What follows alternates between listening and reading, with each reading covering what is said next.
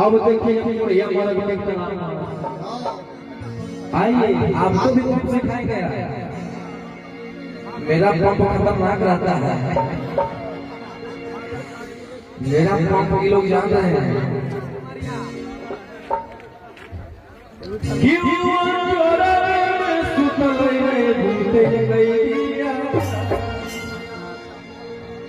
आप लोग भी आइए, हम पांचों तो देख लेंगे।